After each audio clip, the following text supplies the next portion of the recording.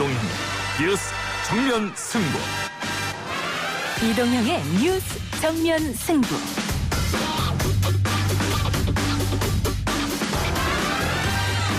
YTN 라디오 청취자 여러분 안녕하십니까. 이동형의 뉴스 정면 승부 담당 PD 김우성입니다. 휴가를 간 이동형 작가를 대신해 오늘도 저와 함께 하시죠.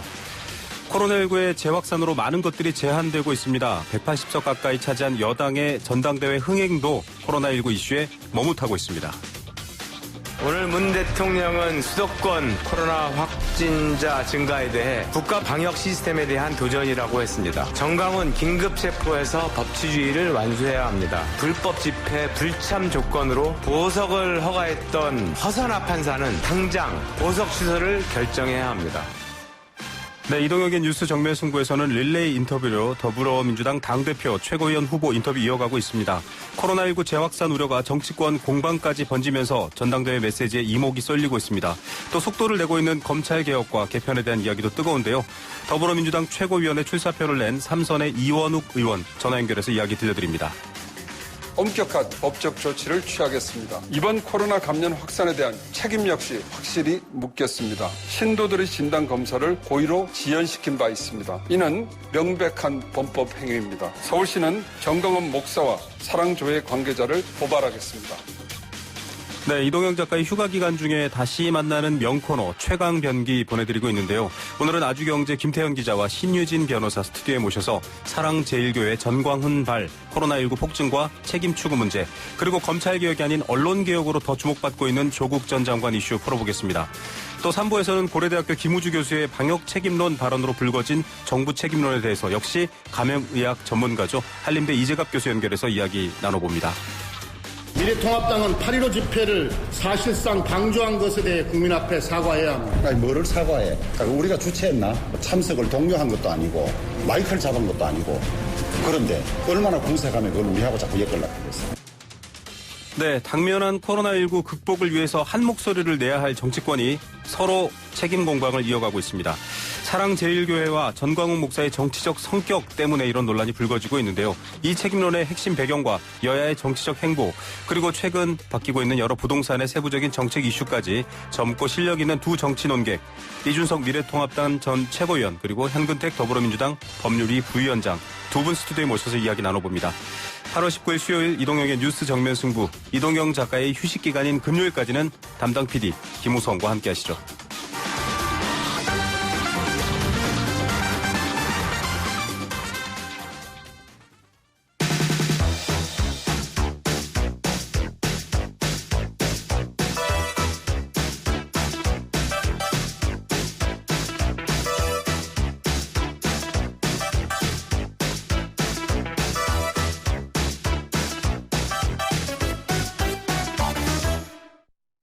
네, 열흘 앞으로 다가온 더불어민주당 전당대회가 결국 완전 온라인 방식 개최로 결론이 났습니다. 뉴스 정면 승부에서는 전당대회에 나선 후보들과 인터뷰하고 있는데요. 오늘은 최고위원에 도전한 삼선의 이원욱 의원 연결하겠습니다. 의원님 안녕하십니까? 네, 안녕하세요. 네, 자, 전당대회가 불과 열흘밖에 안 남았는데요. 지금 좀 상황이 위중합니다. 지금 아침 CBS 라디오 시사 프로그램이 오늘은 중단됐고, 또 관련해서 이낙연 후보 다행히 음성이긴 한데, 국회도 좀 비상이고요. 여러 가지로 좀 임시국회도 어려운 상황이다 이런 전망인데, 삼선 의원으로서 이런 상황 어떻게 판단하고 계십니까? 매우 엄중한 상황이죠. 지금 정부에서는 사회적 거리두기 2단계로 격상을 했고요. 네. 실제 이것이 지속이 되면 국민의 생명, 안전에 직접적인 위협이 될 수가 있고, 네. 그리고 뿐만 아니고 우리 경제, 한국 경제에 또 한 번의 직접적 타격이 오지 않을까 싶어가지고 네네. 아주 걱정되는 상황입니다. 그런데 일부 종교단체들이 지난번에 신천지가 그러더니 이번에는 사랑제일교회를 통해가지고 네. 이렇게 코로나19가 급격히 확산되는 것에 대해서 정말 개탄하지 않을 수 없는 상황입니다. 예, 지금 저희가 시작하면서 오프닝에서도 관련 음성 의원님 목소리로 전해드렸는데, 지금 이제 말씀 나온 김에 이 얘기부터 먼저 여쭤보면, 이 사랑제일교회와 정광훈 목사발 또 보수단체 집회가 원인이다라고 하는데 이게 지금 정치권 공방으로 불거지고 있습니다. 정부의 방역 책임이 더 먼저다라는 주장과 그렇지 않다. 이 보수 정당에 기반을 둔 종교단체 집회가 문제다 지금 이러고 있거든요. 이 상황은 어떻게 판단하십니까? 아니 그거는 이건 정치권 공방할 문제가 아니고 네네. 그냥 상식의 눈으로 바라보면 되는 거 아니겠습니까? 네. 그러니까 사랑제일교회를 통해 가지고 무지하게 많이 확산이 됐고 네. 우리 1단계 예전에 대구에서는 신천지를 통해 가지고 무지하게 많이 확산이 됐는데 네. 문제는 신천지 때는 그나마 협조하려고 하는 모습이 네. 보였었는데 이번에 사랑제일교회는 협조는커녕 우리가 무슨 책임이냐, 네. 우리 아무 상관없다 그러면서 그 집회를 강행하고 뭐 이랬지 않습니까? 그렇죠. 네, 이것은 상식의 눈으로 보면은 명확한 것을 무슨 정치적 공방이니 뭐 이렇게 해가지고 네. 자꾸 시각을 흐트러뜨리는 건 맞지 않다고 생각이 되고요, PD. 네. 정치권의 정말 저는 이번에 광화문 집회를 보면서 네. 이거는 집단적 광기다. 네네. 이렇게 느꼈습니다. 집단적 광기고 그 집단적 광기에 편승한 정당도 문제다. 네. 이렇게 생각을 하고 있습니다. 네네. 자, 그런 부분들에 대한 발언들 때문에 먼저 여쭤봤습니다. 일단 이런 네. 상황이기 때문에 지금 최고위원에 도전하셨는데 전당대회가 완전 온라인 형태로 열리게 됐습니다. 불가피한 선택이긴 한데 좀 안타까운 면도 있으시겠어요? 제가 3선씩이나 됐음에도 불구하고 아주 조용히 일만 하는 성격이어서 네. 인지도가 굉장히 낮습니다. 아, 네. 인지도 낮은 사람들은 아무래도 집단적 대의원 대회라든가 이러면서 당원들과 직접 만남의 공간이 굉장히 절실하고 그걸 통해 가지고 저의 진정성을 알아봐 줄 수 있을 텐데 네. 만남의 공간 자체가 없어지고 실제 저희가 민주당 씀TV라든가 뭐 이런 걸 통해 가지고 네. 중계는 하고 있습니다만은 네. 그거를 모든 당원들이 볼 리도 만무하고 해서 굉장히 저 개인적으로는 불리한 상황이긴 합니다. 그래도 어찌됐든지 이런 상황에 국민들이 모두 걱정하는 상황에 맞게 네. 전당대회가 좀 치러져야 되지 않을까 싶고요. 나태주 시인께서 풀꽃을 쓰면서 이렇게 얘기를 하십니다. 네. 자세히 보면 예쁘다, 오래 보아야 사랑스럽다, 너도 그렇다 이런 시가 있는데요. 네, 그렇죠. 네네, 아시죠? 네. 이원욱도 아마 자세히 보면 예뻐 보이고 좋은 점들이 많이 찾아질 거라고 생각을 하고 네. 이 진정성을 오늘 청취자분이나 아니면은 많은 민주당을 지지하시는 많은 분들이 블로그나 페이스북 이런 걸 통해 가지고 한번 이원욱이 어떤 사람인지 검색해 봐주셨으면 하는 바람입니다. 네, 사실 삼선 의원이시고 전략기획위원장도 지내셨고 원내 수석 부대표 두루 사실은 여러 전략 업무를 담당하셨어요. 그럼에도 네. 불구하고 의원님 스스로도 지금 인지도가 좀 떨어져서 아쉽다라고 얘기를 하셨는데 네. 어떤 좀 선명한 전략적 메시지라든지 정책적인 대안 이런 것들이 조금 더 어떻게 보면 더 가능성을 높이지 않을까 싶은데 어떤 전략으로 임하시려고 하시나요? 부동산 문제가 지금 민주당을 가장 괴롭히고 있는 상황 네. 중에 하나이고, 그래서 부동산과 관련된 저의 입장 이런 것들을 법안도 내고 많이 냈거든요. 네. 근데 문제는 지금 코로나19 사태가 더 심해지고 저희가 최근에 집중호우 사태 네. 이런 것들 때문에 민주당의 전당대회가 치러지고 있는지조차도 모르는 국민들이 아주 굉장히 많은 상황이죠. 어려운 상황이죠. 네. 네. 그래서 저를 알릴 기회가 더 없어지고 있구나. 저의 장점을 얘기할 수 있는 기회가 더 없어지고 있구나. 그래서 스스로가 하여튼 좀 몸부림치고 있는데 네. 뾰족한 방법은 찾지 못하고요. 이원욱이 어찌됐든 한번 좀 찾아봐 주십사. 알면 굉장히 민주당의 대표 전략가로서 앞으로 민주당의 정당이라고 하는 건 선거가 굉장히 중요하거든요. 네. 민주당이 지금 치러야 될 선거가 서울시장 보궐선거, 부산시장 보궐선거뿐만 아니고 2년 네. 있다가 대선을 치러야 되는데 그 대선까지 가기 위한 지도부 최고위원으로서의 역할을 가장 잘 해낼 사람이구나라고 하는 거를 알아주시리라고 생각합니다. 예, 사실 그런 의원님께서는 이제 7월 19일 날 최고위원 출마를 하면서 자성론을 얘기하셨어요. 내로남불 네. 탓에 당 지지율이 떨어지고 있다라고 하면서 사실 말씀하셨는데 지금 그런 이제 어떤 자성론의 입장이라면 서울시장, 부산시장 혹시 후보를 내는 것에는 어떤 생각을 갖고 계십니까? 그 문제는 사실은 저는 굉장히 좋은 보관을 갖고 있습니다. 네네. 그때도 제가 이제 출마 기자회견을 할 때도 여러 기자들이 그 질문이 있었는데요. 네.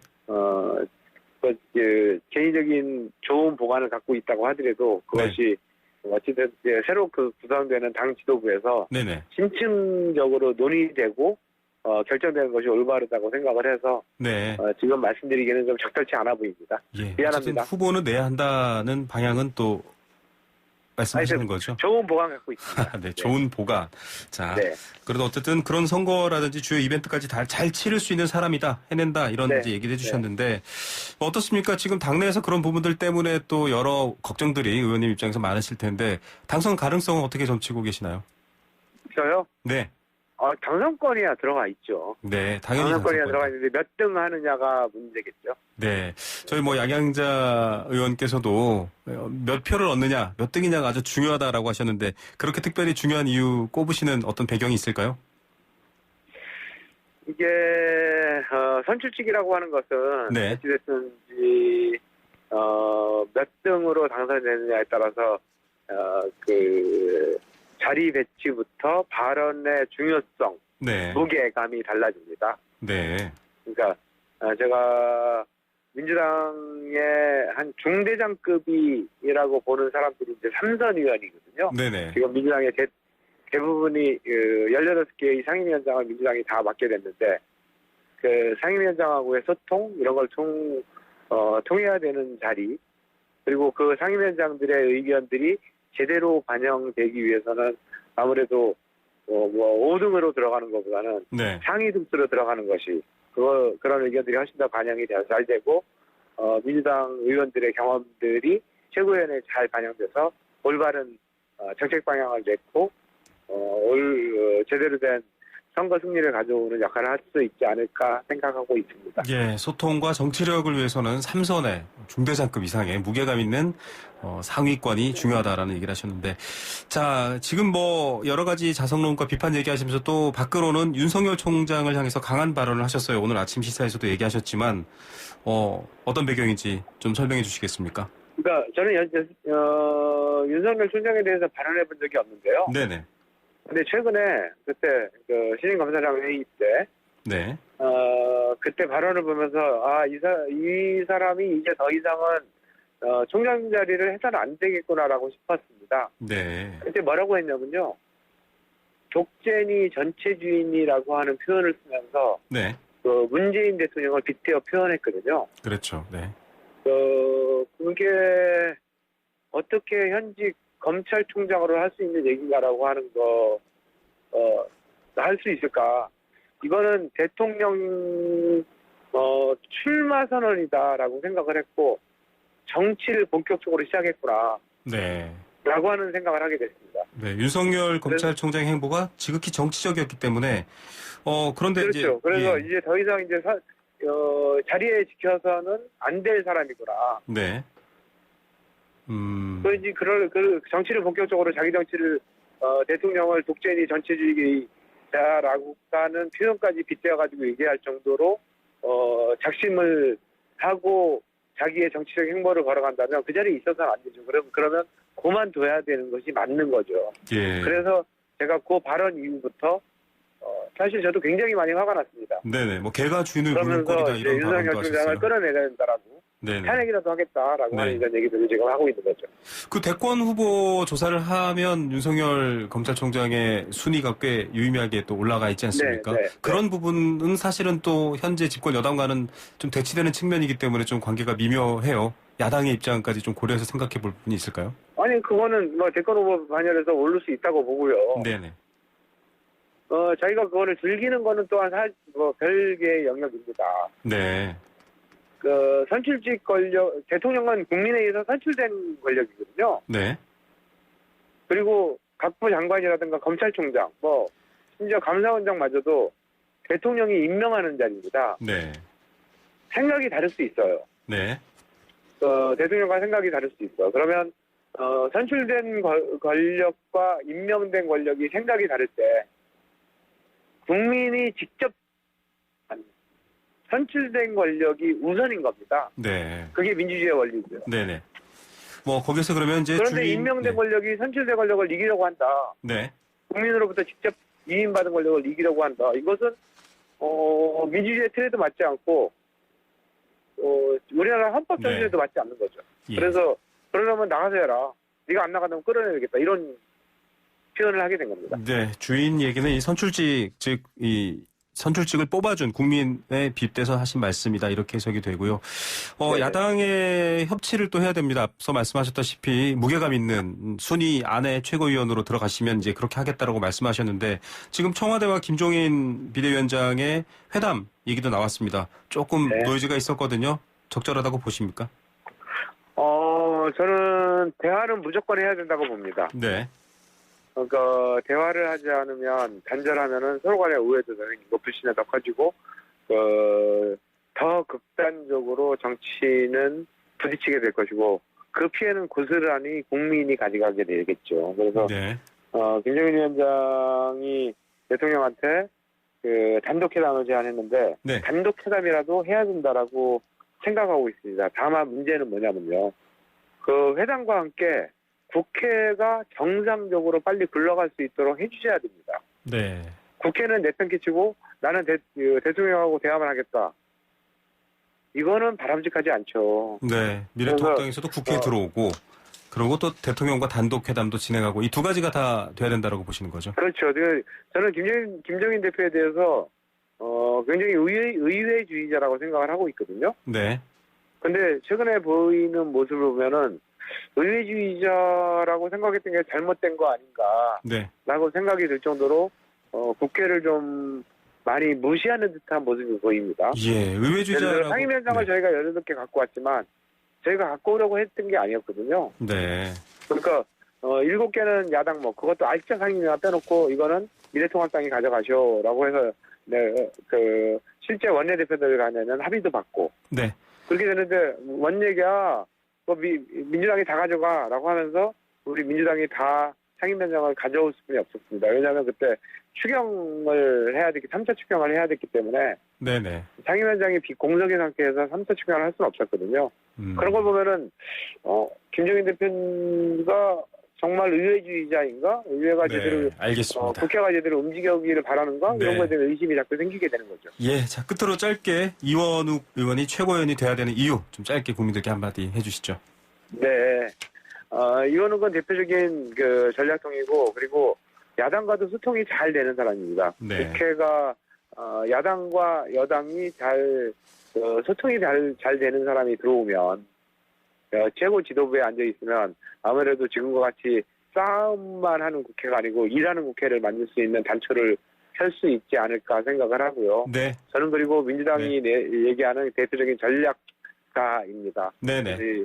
청취자들께서 혹시라도 만약에 이원욱에 대해서 한번 검색해 보시고 이원욱에 대해서 좋은 판단해 주실 것을 부탁드리겠습니다. 예, 일하는 국회 최고위원에 출마한 이원욱 의원이었습니다. 감사합니다. 네, 고맙습니다.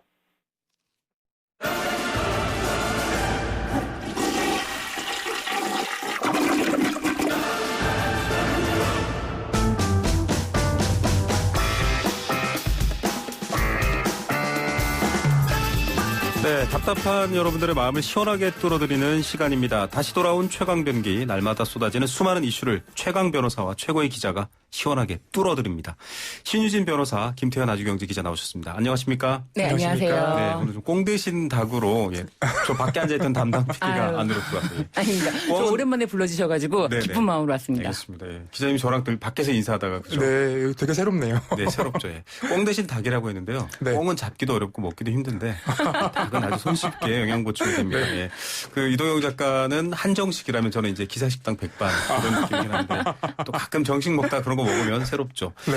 자, 다뤄야 될 주제가 꽤 많습니다. 먼저 코로나19 상황부터 봐야겠는데 지금 이렇게 가다가 미국, 유럽 상황처럼 될 수도 있다 우려가 많은데 어떻습니까 지금? 네, 일단은 폭발적으로 늘고 있다라고 설명을 할 수 있을 것 같은데요. 네. 일단 중앙방역대책본부는 이날 0시 기준으로 국내 코로나19 신규 확진자가 297명 늘어 누적 확진자가 총 16,058명이라고 밝혔습니다. 네. 신규 확진자는 14일부터 계속 세 자릿수로 집계가 되고 있고요. 엿새간 확진자는 총 1,288명을 기록했습니다. 그리고 이날 신규 확진자 297명의 감염 경로를 보면 지역 발생이 283명, 그리고 해외 유입이 14명이고요. 지역 발생 확진자를 지역별로 보면 서울 150명, 경기 94명, 인천 8명 등 수도권이 252명입니다. 이 밖에 부산 9명, 강원 5명, 광주 4명, 충남, 경북 각 3명, 대구, 전남 각 2명, 그리고 세종, 충북, 전북 각 1명씩 확진자가 나왔습니다. 예, 이게 지금 이 관광버스를 대절해서 전국에서 모였다가 흩어지신 분들 때문에 지금 수도권이 일단 압도적으로 높습니다만 지방으로도 확대되면 어떡하나라는 걱정이 있는데, 그래서 정부가 방역 단계를 조금 더 상향하겠다, 좀 엄격하게 하겠다라고 얘기를 하고 있습니다. 3단계로 올릴 수도 있다라고 얘기하는데 어떤 게 달라지나요? 일단 집합이나 모임 행사 등에서 10인 이상 모이는 것이 금지가 됩니다. 2단계에서는 실내 50명, 실외 100명이었는데 총 10명만 되는 거죠. 네. 그리고 공공 다중시설 운영도 중단이 되고요. 그 민간 다중시설의 경우에는 고, 중위험 시설은 운영이 중단되고 그 외 시설은 방역수칙 준수를 강제하게 됩니다. 그리고 유치원, 초중, 고등학교도 전면 휴업체제로 돌입하게 되고요. 원격 수업 전환 등의 조치가 취해지고 공공기관 그리고 기업들은 필수 인원을 제외하고 전원 재택근무 체제가 됩니다. 민간 기업의 경우에는 전원 재택근무를 권고하고요. 다만 이제 서울시는 3단계를 시행할 경우에는 소상공인의 경제활동 침체 등 이제 사회적 비용이 큰 만큼 3단계 격상에 신중한 모습을 보이고 있습니다. 예. 자, 이렇게 되면 사실 경제활동 하시는 분들은 굉장히 힘들고요. 또 가게를 하시는 분들, 손님을 맞이해야 되는 분들은 아주 어려워하십니다.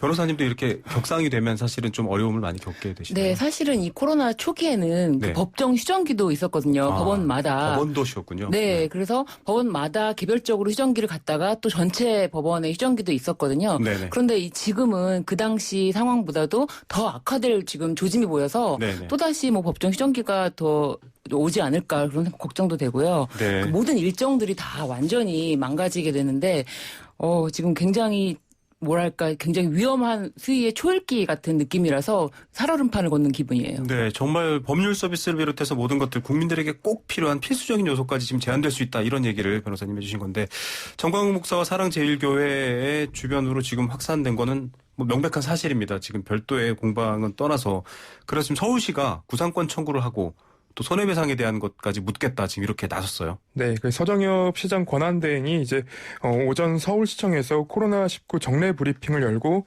사랑제일교회 관련 진단검사와 역학조사 과정에서 기피, 거짓, 불복 등으로 행정력과 예산 낭비를 초래한 부분에 대해서는 교회는 물론 개인에 대해서도 구상권을 청구해 강력 대응하겠다고 밝혔습니다. 네.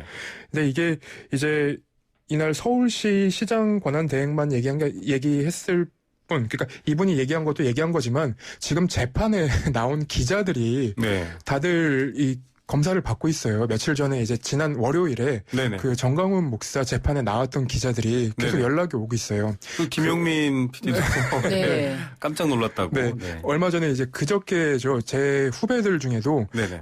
검사를 받는다. 근데 15만 원씩 나와서 너무 힘들다. 이런 얘기들을 하더라고요. 관련 검사가 지금 일파만파 퍼져나가고 있다, 이런 얘기인데, 위법행위에 대해서 물론 이제 보석에 대한 논란도 있지만 위법행위에 대한 부분도 지금 좀 쟁점이긴 합니다. 네. 어떻게 보십니까?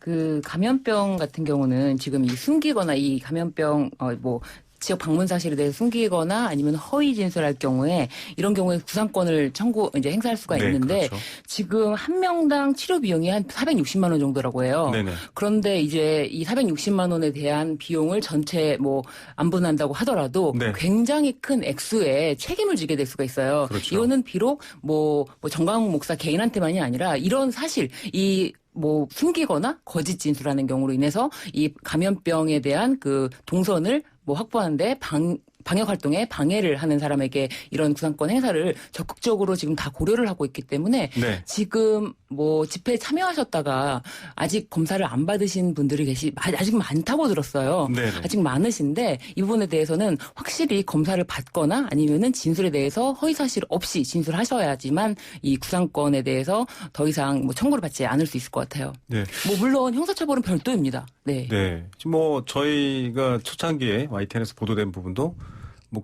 거기 소속 목사 한 분이 네. 검사를 받지 마라. 3일 뒤에 받아라. 이런 것도 이제 지금 진단검사를 방해한 행위로 볼 수 있느냐. 위법하다라는 얘기가 나왔거든요. 실제로 그렇게 볼 수 있다고. 네, 그렇죠. 그런 지시에 의해서 네. 내가 지금 코로나 사실은 확진자로 됐는데 그것을 안 받았다면 네. 그 검사를 못 받게 했고 그 말을 믿고 내가 이 집회 때문에 미뤘다면은 이것도 이 감염병 예방법에 의해서 네. 이 지금 방역 활동에 방해가 됐기 때문에 이 부분에 대해서도 형사처벌 대상이 됩니다. 예. 네. 자, 구체적으로 좀 확산됐다라는 증거라든지 얘기들도 좀 취재 과정에서 많이 나올 것 같은데요. 네.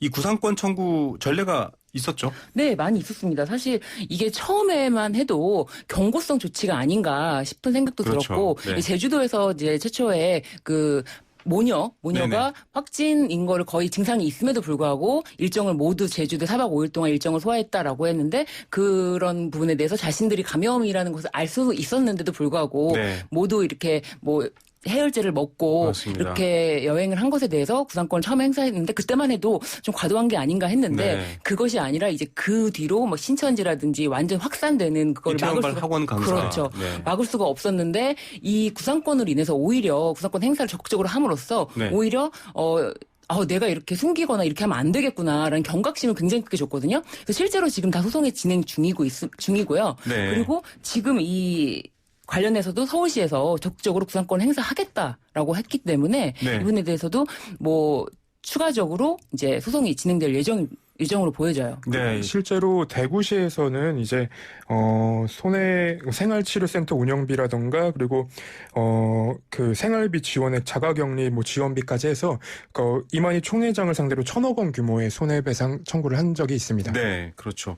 그리고 사실은 직업, 뭐 경로 이런 것들을 다 속였던 그 학원 강사 사례 네. 한 7차 감염까지 일으켰었는데 지금 구상권 청구가 들어가 있는 상황이고 결과는 좀 봐야 되겠습니다만 앞서 그 재판정에 갔던 취재 기자들도 지금 네. 비용을 들여 검사를 한다고 했는데 구상권을 청구해야 되겠다는 생각이. 그 일파원파 계속 퍼져나오고 있는 게 그날 정강훈 목사가 그 엘리베이터에서 마스크를 벗고 있었다고 해요. 근데 그 엘리베이터를 같이 탄 기자도 검사를 받았고 네. 그리고 그 기자들과 회식을 같이 했던 그 기자들도 검사를 받고 네. 그리고 그 재판에 들어갔던 기자들도 검사를 받고 계속 그러고 있는 상태입니다. 그래서 사실은 이 경로상 내가 포함되어 있는데 나도 확진이 되어버렸다라든지 네. 혹은 뭐 확진에 대한 자가격리 조치로 해서 피해를 입었다라고 하면 그 개인들이 정광훈 목사나 사랑제일교회 측에 내 손해를 보상해라 이렇게 좀 제기할 수도 있는 건가요? 그런데 이제 이런 부분에 대해서는 어떻게 보면은 인과관계라는 게 있어요. 그래서 네. 인과관계를 정확하게 입증을 해서 개인적으로 또 소송을 걸어야 되는데 네네. 사실 이 치료비라든지 이런 거는 지금 다 국가에서 무료로 그렇죠. 지금 다 부담하고 있거든요.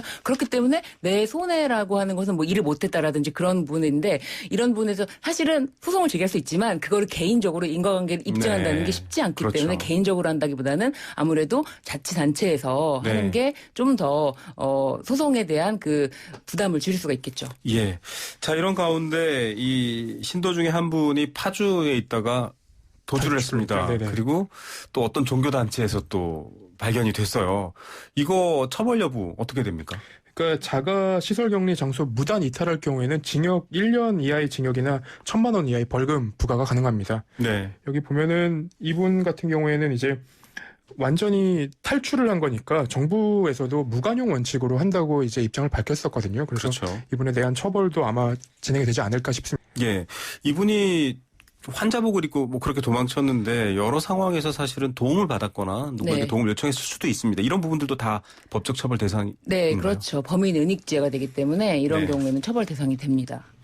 그런 분들을 혹시라도 주변에 만나신다면 사실은 지역사회 안전이라든지 감염 예방을 위해서 좀 오히려 치료 시설에 다시 돌려보내는 게 가장 도움이 지금 되네요. 이분이 굉장히 또 이상한 말씀을 하시면서 네. 뭐 하고 있다고 하는데 이것이 오히려 수사에 혼선을 주려고 하는 것인지 아니면은 어떤 정말 취지가 있는 의도가 있는 것인지 알 수 없지만 뭐 방역 당국의 말을 믿지 마라. 우리를 핍박하고 있다. 네. 그런 취지의 얘기가 계속 나오고 있어요. 그래서 오히려 보건소에서의 양성 자체는 믿을 수가 없다. 방역 네. 당국에서의 양성 검사 결과는 난 믿을 수가 없다. 다들 이렇게 지금 무분별하게 계속 이 문자가 확산되고 있다고 해요. 그 네. 집회 자체에서도 그 정부에서 우리의 집회를 막기 위해서 코로나 테러를 했다라는 그렇습니다. 식의 말들이 나와가지고 되게 황당한 주장들이 자꾸 나오고 있더라고요. 그래서 더 문제가 그 집회 참석할 때 아예 지침 중에 휴대폰을 전원을 끄고 참석을 해라. 최대한 동선을 노출시키지 않게 해라. 이런 얘기까지 있어서 이게 굉장히 충격인 거죠. 네.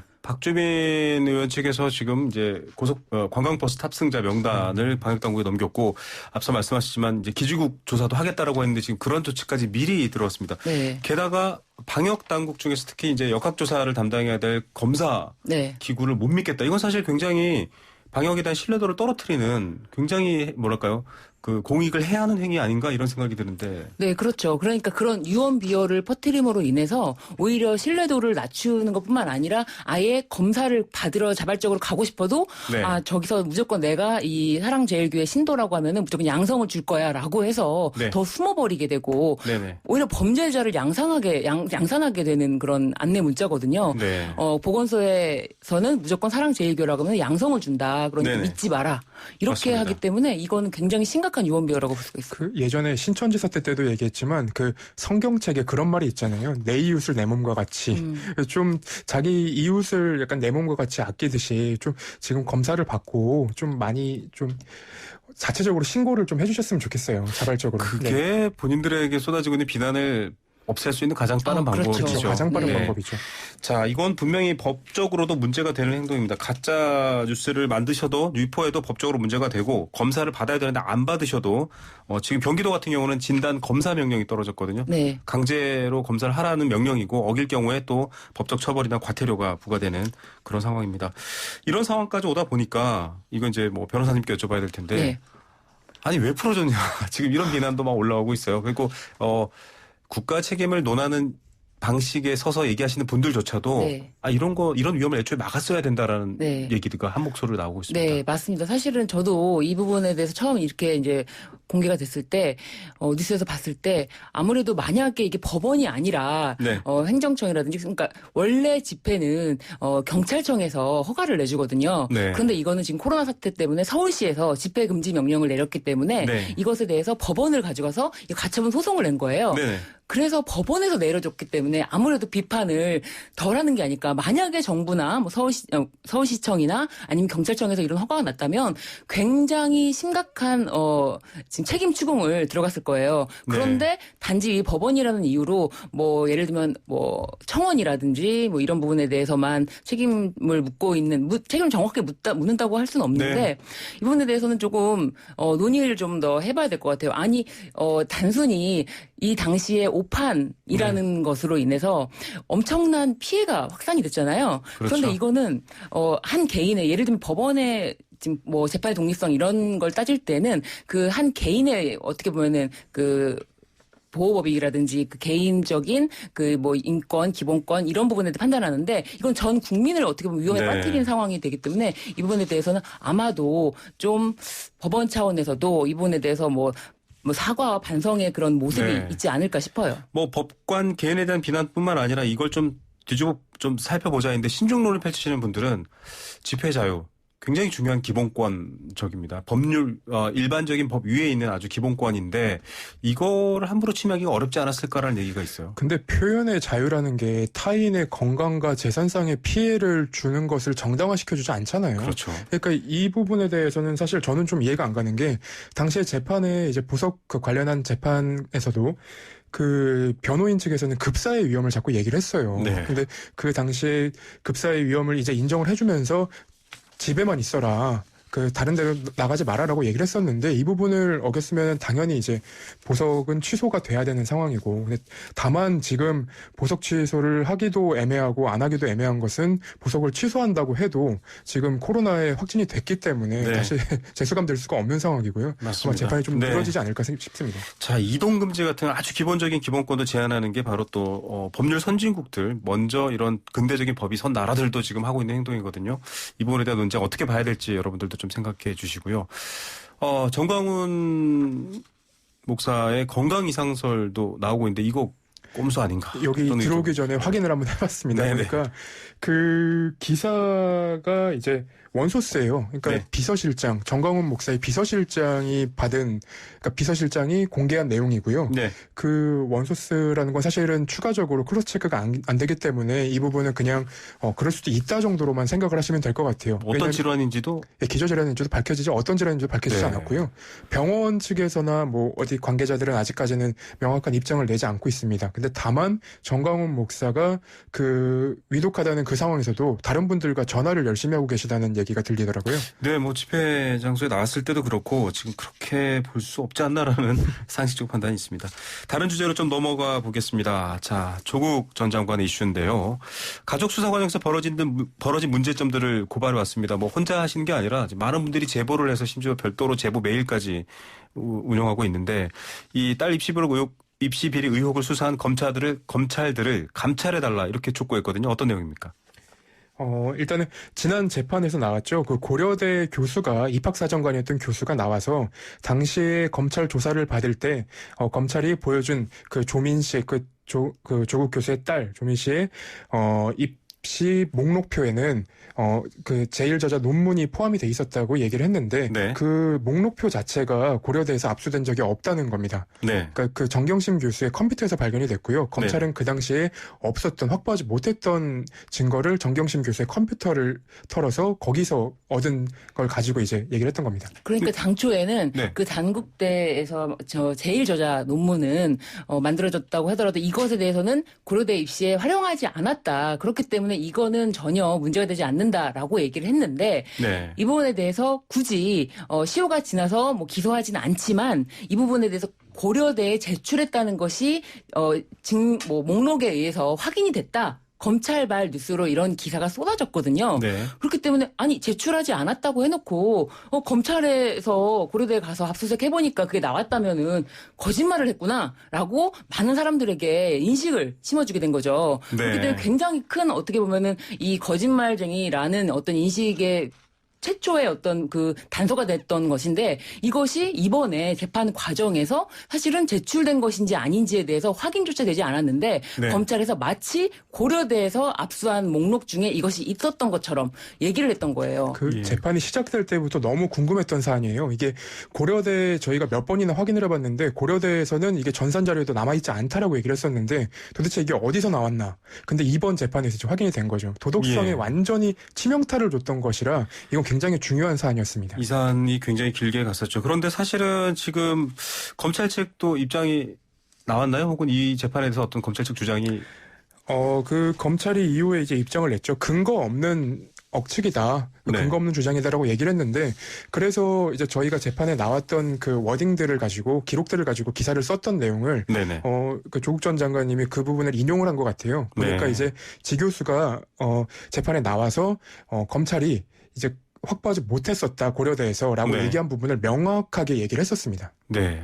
자, 이런 근거를 통해서 당시 참고인 신분으로 앞서 말씀하신 지모 교수의 조서가 수정됐다. 근데 이거 저도 그 파일을 이렇게 사진을 찍어 놓은 걸 봤거든요. 이렇게 흔히 계약서 틀리면 줄 쭉쭉 긋고 도장 찍고 하듯이 여러 차례 네. 수정돼 있더라고요. 이 내용은 어떻게 봐야 됩니까?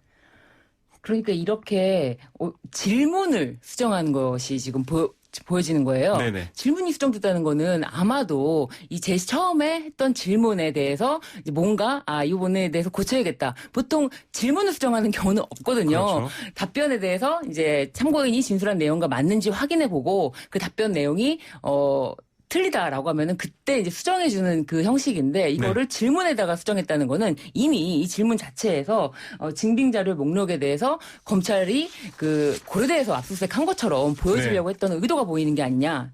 라는 것으로. 네. 네. 저는 이거 볼 때마다 내부자들 영화가 생각나요. 매우 그렇게 보여진다라는 그 언론사 간부의 기사가 맞아요, 나오죠. 맞아요.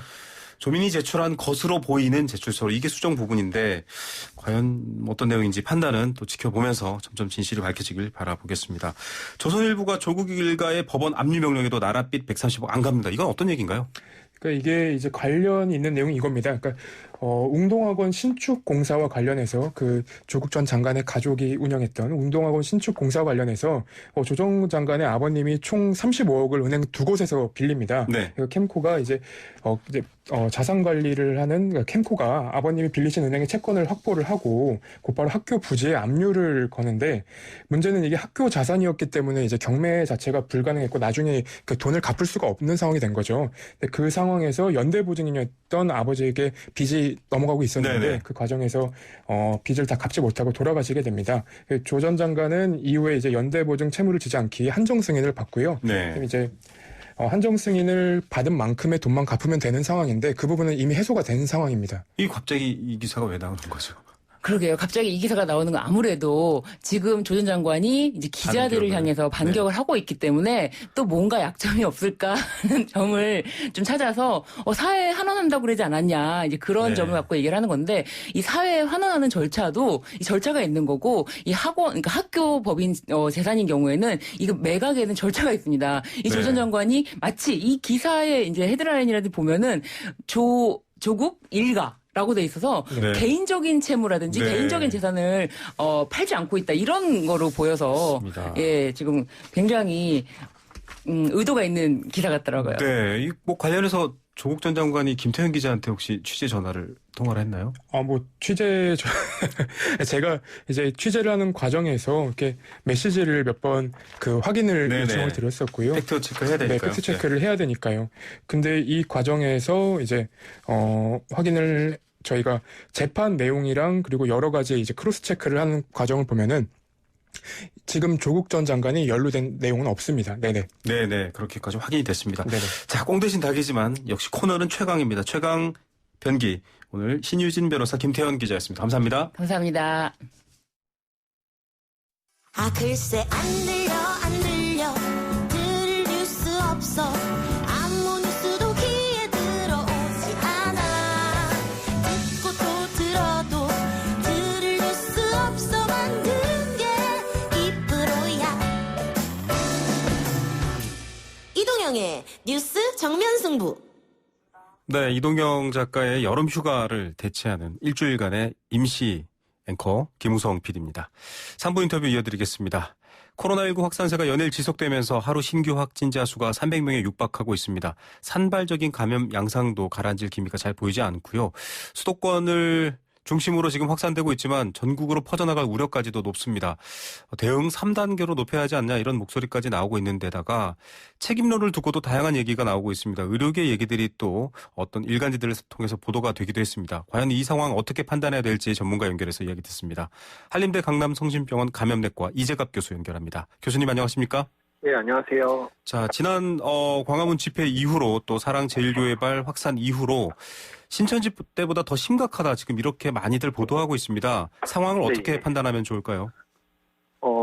신천지보다 더 이제 저희가 심각하다고 하는 이유는요. 일단은 수도권에서 이제 시작된 파장이고, 그리고 지금 시작된 지 며칠 안 됐지만 이미 전국적 단위로 좀 확산되는 게 좀 눈에 보이거든요. 네네. 그렇기 때문에 앞으로 지금과 같은 상황이 상당히 길어질 거다 이런 우려가 있고요. 또한 지금 진단되는 환자들의 이제 연령대를 보기에는 60대 이상이 거의 30%를 매일 지금 넘고 있거든요. 맞습니다. 근데 지금 사망률이 대부분 60대 이상에서 몰려 있는 상황이기 때문에 상당히 이제 그런 치명적인 상황도 벌어질 수 있을 것 같아서 상당히 우려가 됩니다. 네.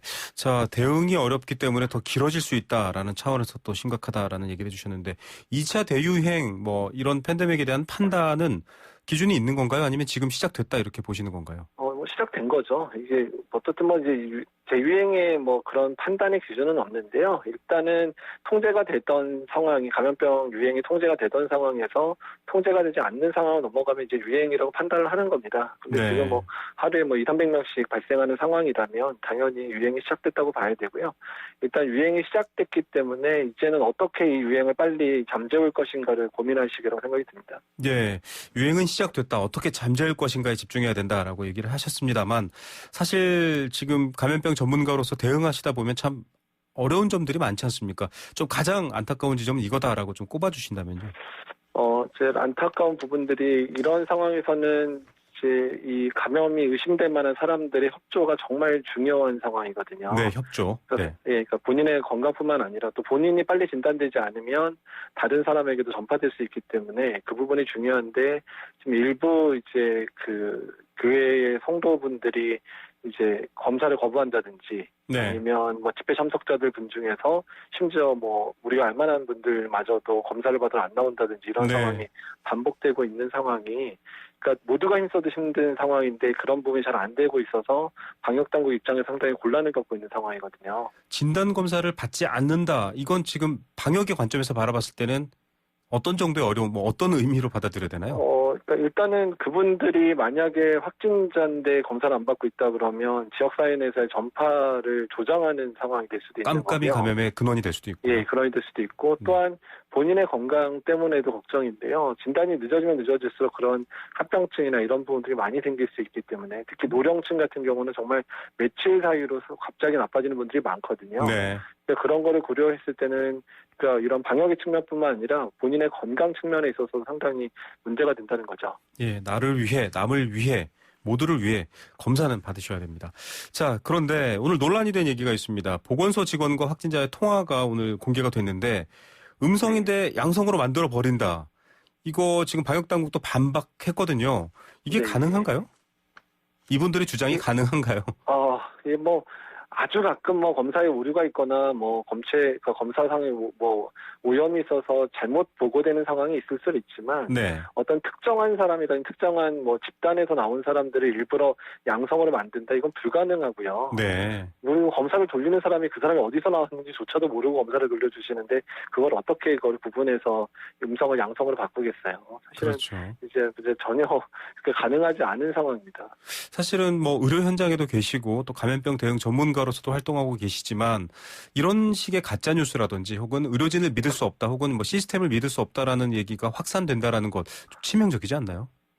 그렇죠. 그러니까 아무리 이제 위기 상황 또는 전쟁이라고 표현할 수 있는 상황이잖아요. 네. 그런 상황에서는 아무리 정부가 마음에 안 들다고 하더라도 그래도 이런 거는 믿고 따라서 해주셔야 그래도 정부가 시행하는 이런 방역의 정책들이 효과를 볼 수 있는 상황인데 그냥 막연한 그런 의문이라든지 아니면 이제 정치적인 입장이 다르다는 측면 때문에 그 부분들 정부의 방역과 관련된 부분들을 부정한다는 거는 상당히 좀 우려가 된다는 거죠. 네. 자, 지금 뭐 휴대전화 위치 추적도 하겠다. 그런데 이제 뭐 사랑제일교회 측에서는 휴대전화를 끄고 이동해라라는 얘기도 있었다고 하고 또 관광버스 얘기도 나오고 있고 명단을 또 박주민 의원 측이 넘기도 했습니다만 검사 그래도 좀 의심되는 분들은 다 나와서 받고 이렇게 좀 통제되는 상황 안에 있어야 될 텐데 잘 안 되고 있거든요. 이거 좀 방법 없을까요? 일단은 이제 설득 작업이 중요합니다. 일단 신천지 초반에도 비슷한 상황들이 있었죠. 네. 정부가 이제 양쪽에 뭐 강경하기도 하고 네네. 온건하기도 하는 양쪽 측면을 다 접근하면서 성공을 할 수 있었거든요. 네. 행정조치를 강하게 한 측면도 있지만 자발적으로 나오는 부분에 있어서는 특별하게 묻지 않겠다. 이제 이런 부분도 있었고 이태원 때도 익명검사라는 방법을 동원해서 그 사람이 어디서 뭐 어떤 상황인지에 대해서 안 묻고 검사해주겠다 이런 방법으로 동원해서 사실 성공을 했었거든요. 지금까지 어떻든 국민들이 동참해주면서 다 성공할 수 있었었기 때문에요. 네네. 지금 상황 아직은 뭐 그렇게 완강하게 버티고 있는 분들도 일단 좀 너그러운 마음을 가지고 또 본인과 가족들을 생각해서라도 그렇죠. 빨리 와주시는 게 좋겠다는 생각이 듭니다. 네, 신천지 이태원 때처럼 강원 양면으로 좀 끌어내면서 또 적당한 힘도 행사하면서 정부가 좀 검사를 유도하면 좋겠다라는 얘기를 해주셨고요. 그런데 사실 의료진들의 보도, 조선일보라든지 이런 쪽에서 보도된 내용들이 지금 좀 확산이 되고 있고 또 가짜뉴스의 근거로도 쓰이고 있는데 사실은 김우주 교수께서 조선일보와 인터뷰를 하면서 지금 광화문 집회 참여한 사람들 다 가서 자진검사 받아라라는 거는 이거는 행정력 부담이고 의료진에 부담 주는 일이고 낭비다라고 얘기를 했어요. 정확하게 접촉자를 과학적으로 분석해서 해야지 거기 갔던 사람 다 검사 받아라 이건 아니다. 지금 이런 얘기를 했는데 계속 보도가 이제 재인용되고 있는 상황입니다. 이건 어떻게 판단하십니까? 사실 뭐 이제 어떤 의도로 말씀하셨는지는 사실은 잘 모르겠고요. 저는 사실 저희 스승님이셔서 제가 뭐라고 평가할 수는 없고요. 그리고 이제 제가 생각하기에는 뭐 그 부분도 틀린 말씀은 아니신데 다만 지금의 상황이 집회에 참석했던 분들을 특정하기가 상당히 어려운 상황은 맞습니다. 네. 그렇기 때문에 특히 이제 뭐 핸드폰이나 이런 것들이 꺼져 있어서 기지국 접속 정보로도 다 찾을 수도 없는 상황들이거든요. 네네. 그렇기 때문에 일단은 그리고 또 지금 여러 곳에서 집회에 참석했던 분들 중에 확진자가 계속 나오고 있는 상황들이기 그렇죠. 때문에 네. 그렇기 때문에 지금 상황에서는 쓸 수 있는 카드가 별로 없는 거죠. 네. 그러니까 그나마 우리가 잘하고 있는 이제 테스트, 즉 네네. 검사의 역량들을 강화시켜서 하는 방법을 동원하는 건 정말 부담이 되는 상황이지만 현재로서 또 꺼낼 수 있는 카드가 이거밖에 없다는 게 사실 안타깝다는 거죠. 예. 그런데 이제 뭐 의료진 인터뷰를 인용하면서 8.15 집회 때문에 코로나 확산된 거 아니다. 정부 방역 실패다. 이렇게 주장하고 있고 실제로 또 그런 멘트를 하시는 분들도 있어요. 그 부분에 대해서 이런 판단을 지금 내릴 수 있나요? 의료진으로서 어떻게 보십니까? 그러니까 지금의 상황은 다 이제 복합적으로 작용한 측면들이 있습니다. 네. 그러니까 정부의 판단 미스 부분도 사실 있고요. 그러니까 사실 3주 전에 이제 그 교회들 소모임 완화했죠. 금지했던 거를 네네. 너무 조기에 풀었던 거, 뭐 복지부 장관마저도 얘기 나와서 이제 그게 그렇죠. 이제 후회된다고 얘기하신 것처럼 네네. 그 상황들이 너무 교계의 반발 때문에 일단 사실은 좀 너무 쉽게 풀어졌던 부분들이 아쉬운 부분이고 또한 뭐 정부 차원에서는 경제 활동 재개하는 부분에 강조할 수밖에 없다는 것도 이해를 합니다. 경제가 그만큼 어렵고 특히 소상공인들이나 특히 취약계층들이 어려운 상황이 되고 있기 때문에 내수를 살리는 부분을 강화하는 측면들에 대해서는 어쩔 수 없다는 생각이 들지만 이게 휴가철과 맞물렸고 또 장마가 길어지면서 실내 활동이 증가되는데 이제 내수 진작책이 같이 시행되면서 그 부분들을 조장한 측면이 있기는 있거든요. 네. 근데 사실 그 부분을 사실 뭐 경제를 하는 입장에서 어쩔 수 없다는 부분이 들어서 그 부분은 아쉬운 부분인데 어떻든 지금 상황이 발생한 상황에서는 또 누구의 탓을 하기보다는 지금의 상황을 국민들이 하나가 돼서 이겨내는 게 더 중요하거든요. 네. 그러니까 책임 소재는 나중에 논의해도 됩니다. 네. 일단은 지금 상황에선 위기를 이겨낼 수 있는 최대한의 방법들을 모든 사람이 머리를 맞대고 담당을 해야 된다는 거죠. 예, 사실은 뭐 책임 공방보다 더 급한 건 이 상황을 빨리 해결하는 일이다라는 얘기인데 교수님께서 사실은 교회 활동을 중단시키는 게 아니라 이 방역 성공을 위해서 잠시만 좀 자제하자라고 정말 눈물로 호소를 하셨는데 그 부분에 대해서 좀 잘 안 받아들이는 분들도 많으세요.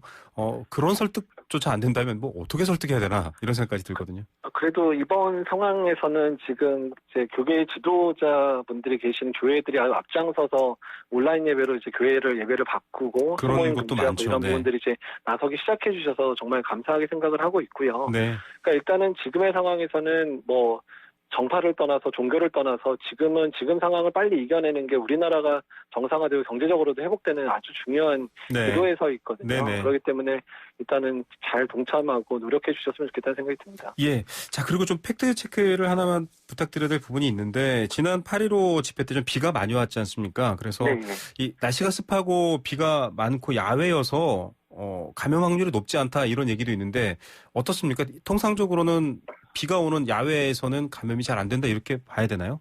일단은 습도가 올라가면 바이러스 자체 활성도는 떨어지는 거는 논문에서 실험적인 상황에서 증명은 됐지만 네네. 사람이 많이 모여서 사람에서 사람으로 전파되는 거를 차단할 수 없는 상황에서는 습도고 온도고 간에 아무 의미가 없습니다. 사람이 네. 밀접하게 접촉해서 만나게 되면 네. 뭐 바이러스가 사람의 사람으로 바로 넘어가는데 그 중간에 습도가 높은 게 아무 의미가 없어지거든요. 네. 비말인 경우가 아니라 접촉이 많거나 뭐 음식을 나누거나 뭐 에어컨 공간에 다시 모여 있거나 이럴 경우에는 그것도 특별한 의미가 없다 이런 분석이시네요. 예, 자, 뭐 지금 사실은 의료진이 감당할 수 있는 범위 저희가 이제 예전에 그래프로도 많이 봤었는데 거길 뚫고 넘어가면 이제 그때부터는 정말 감당할 수 없다라는 얘기가 있는데 그런 상황까지는 감염자 수치라든지 전체 지금 치료받는 환자 숫자라든지 어느 정도 선으로 지금 계측되고 있습니까? 일단은 지금 병상 부족 상황이 이미 벌어지고 있는 상황이거든요. 수도권에서. 그래서 지금 빨리 병상을 확충할 수 있는 방면들을 이제 정부 차원에서 상당히 노력을 해야 될 상황이고요. 네네. 아주 급한 문제이기는 합니다. 근데 다만 가장 중요한 거는 지금의 상황에서 확진자 수를 줄이는 노력이 제일 중요하죠. 줄어들면 병상 부족하는 거 생기는 게 아니니까. 네. 근데 지금의 이제 그 확진자 수를 줄일 수 있는 가장 좋은 거는 사람 간 접촉이 최소화돼야 되는 상황이거든요. 네네. 그렇기 때문에 사람 간 접촉을 최소화할 수 있는 방법들을 국민들에게도 동참해 주셔서 확진자 수를 확 낮춰주셔야 의료 체계에 대한 부담도 덜게 되고 네. 그래야 일단은 의료 체계가 부담돼서 생길 수 있는 여러 취약계층들의 그런 사망이라든지 중증화를 막을 수 있기 때문에 지금의 일주일, 2주일 노력이 어쩌면 앞으로 2, 3개월의 노력에 가장 중요한 측면이 될 수도 있다는 겁니다. 고령 환자는 사망 위험이 높다라고 했는데 지금 말씀하신 것처럼 이 수도권 병상이 좀 임계치에 다다랐다라고 하지 않으셨습니까? 네. 예. 그럴 경우에는 사실 대안도 그런데 지금 뭐 더 확보하겠다, 뭐 에크모라든지 인공호흡기를 더 확보하겠다라고 했는데 지금 감염병 증가 양상이 폭발적이거나 걷잡을 수 없는 경우도 있기 때문에 대처가 될까 불안해하는 국민들도 많습니다. 일단은 지금 대구 경북 상황 이후에 인공호흡기나 에크모 기계들은 조금씩 저희 정부에서 비축을 하고 있었던 상황인데 어쨌든 갑작스럽게 너무 많이 늘어나면 당연히 부족해진다는 거죠. 그래서 네네. 지금 상황에서는 일단 환자분들의 이제 중증도를 따라서 잘 나누는 네. 상황들이 중요하고요. 네네. 중증 환자, 중등증 환자에 대한 치료를 잘 할 수 있게끔 시스템을 더 공고하게 이제 만들어야 되고요. 네. 일단 경증 환자들 같은 경우는 이런 이제 생활치료센터나 이런 쪽에서 치료를 하게 해서 병원에 대한 부담을 줄여주는 게 중증 환자 치료에 전념할 수 있는 가장 중요한 그런 상황입니다. 네, 중증도에 따라서 좀 구분해서 좀 대응하는 전략이 역시 또 통용될 텐데요. 이번에 유행하는 바이러스의 종류가 좀 전파력이 높은 GH그룹이다. 이건 뭐 네. 교회발 감염 때도 나왔던 얘기입니다. 이게 굉장히 뭐 어떤 정도의 차이가 있는지 S형, V형, 뭐 GH형 여러 가지 얘기를 들었습니다만 이게 어떤 내용인가요? 사실 전파력과 관련해서는 아직까지는 주로 이제 실험실에서의 그런 세포 상태에서 이제 바이러스가 침범하는 속도 정도가 빨라졌다는 것만 증명된 거지. 네네. 사람 간에서의 전파 양상이 변했다라는 걸 증명한 논문은 거의 없습니다. 네. 그렇기 때문에 이게 실험실 상황이 언제나 사람 간 전파 상황까지 동일하게 적용되지는 않기 때문에 그렇죠. 그거에 대한 연구는 충분히 필요한 상황이고 오히려 지금 확산 속도가 빠른 거는 바이러스의 형태가 바뀐 것보다는 네. 바이러스가 빨리 전파될 수밖에 없는 상황이 만들어졌다고 생각하는 게 더 맞거든요. 네, 뭐 실내 에어컨이라든지 이런 상황들 실내 말씀하시죠. 활동들 네. 그리고 사회적 거리가 느슨해졌던 부분들 이런 네. 부분들 때문이기 때문에 그러니까 우리의 삶의 행동 자체가 바이러스가 전파되지 않게 만드는 형태로 바뀌어져야 이런 상황들이 잠잠해지는 거기 때문에요. 네. 일단 바이러스 탓보다는 우리의 삶의 모습들을 어떻게 바꿔갈 것까를 더 고민하는 게 지금으로선 더 중요합니다. 네. 바이러스보다는 그 바이러스를 예방하거나 혹은 전파하는 사람의 문제다라고 하셨는데 또 하나가 더 있습니다. 이런 그 바이러스의 종류에 따라서 좀 치명률이 높다라는 부분들도 많은 분들이 걱정하시거든요. 실제로 지금 유행하고 있는 것들에 대해서는 어떤 판단이나 연구가 진행되고 있나요? 일단 뭐 치명률과 관련해서는 통계가 증명을 하긴 하는데요. 다만 초기의 치명률보다는 현재 치명률이 다소 낮아지는 경향을 보이고는 있는데 네. 그게 이제 전문가들은 두 가지 견해를 하고 있습니다. 지금 확진자 수가 막 늘어나다 보니까 이제 확진자 수가 늘어나는 거에 비해서 이제 사망자는 좀 뒤늦게 나타나잖아요. 한 네네. 2, 3주 있다가 그래서 추후에 사망 다시 올라갈 거다라고 예측하는 분들도 있고요. 두 번째는 이제 의료 체계들이 이제 환자를 보는 것들에 대해서 어느 정도 적응을 해서 네. 환자를 예전보다 더 잘 치료하고 있는 게 아닌가라는 얘기도 나오고 있거든요. 네. 그래서 아마도 이제 두 가지 경우가 더 복합적으로 작용한 것 같다는 생각이 들고요. 그러니까 어떻든 간에 치명률을 최소화시킬 수 있는 방법들을 계속 고안해야 되고 어떤 의료진들이 계속 노력해야 될 부분이라 생각이 듭니다. 네, 뭐 계속 말씀드리지만 뭐 바이러스의 종류, 바이러스의 양상 이게 아니라 그걸 어떻게 막는지 대응하는지에 대한 사람의 영역이다라는 걸 계속 강조해 주시는 말씀이네요. 끝으로 지금 사실 뭐 백신도 아직은 기대하기 어려운 상황이고 국민 좀 개개인이 노력하는 수밖에 없다. 계속 같은 말씀이지만 좀 네. 저희 국민들께 교수님께서 잘 설득 좀 부탁드립니다. 예, 감사합니다. 네네. 좀 국민들이 좀 어떻게 방역 주체로서 노력해야 될지 한 말씀 정리해 주시죠. 네, 지금 상황은 이제 전국 단위로 확산이 되느냐 마느냐의 기로에 서 있는 상황들이거든요. 네. 그래서 뭐 수도권에서 사회적 거리두기 2단계가 뭐 발효가 돼 있기는 하지만 전국의 모든 분들이 사회적 거리두기 2단계에 준해서 또는 심적으로는 3단계에 해당되는 수준 정도로 일단 사회적 거리두기 잘 지켜주셔야 일단 지금의 위기를 한 2, 3주 또는 뭐 한 달 이내로 막을 수 있고요. 네. 만약에 파국의 상황이 돼버리면 몇 달이 갈 수도 있습니다. 그래서 앞으로 한 1, 2주 정도 동안 정말로 각별하게 좀 노력을 부탁을 드립니다. 예. 추가로 한 말씀만 더 여쭙겠습니다. 경기도가 지금 마스크 의무 착용을 이제 시행했거든요. 효과가 네, 좀 예. 있는 조치라고 보십니까? 예, 뭐 지금 상황에서는 이제 실내에서 활동 때는 마스크 반드시 착용하고 실외에서도 사람이 많은 곳에서는 마스크 착용하는 거 거기다가 이제 손위생까지 꼭 더해서 같이 해주시는 게 지금으로서는 가장 중요한 개인의 그런 위생 수칙이라고 생각이 듭니다. 네, 여러분 자신을 지켜주시면 결국 이웃 또 사회를 지킬 수 있다라는 얘기인 것 같습니다. 교수님 늘 고생해 주시고요. 오늘 말씀 감사드립니다. 네, 감사합니다. 네, 한림대 강남성심병원 이재갑 교수였습니다.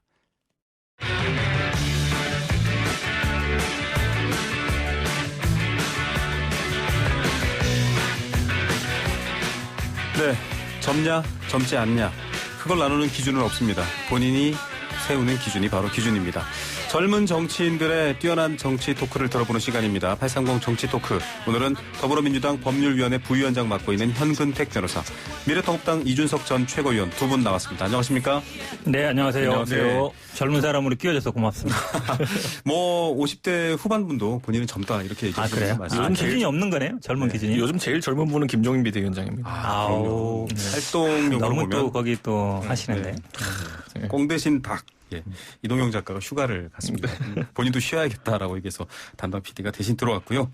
자, 코로나 감염 확산 논란을 사실 앞에 저희가 계속 이야기를 했는데 이게 지금 정치권에서도 코로나19 확산, 재확산에 대한 논의가 좀 뜨겁습니다. 두 분도 지금 이렇게 출연하실 때 내심 CBS도 지금 셧다운 됐는데 YTN 라디오 괜찮나 걱정하실 수도 있을 것 같아요. 아니, YTN 라디오 이거 마이크에 이거 안 씌워놨어요. 저희 매 시간 네. 소독약을 소독하고 있습니다. 네. 아니, CBS 사실은 그것 때문에 문제가 됐던 거잖아요. 네네. 마이크 썼던 마이크에 그다음에 의자는 상관없는 것 같은데 네네. 마이크는 이게 항상 방송을 하다 보면 침이 튀게 돼 있는데 네.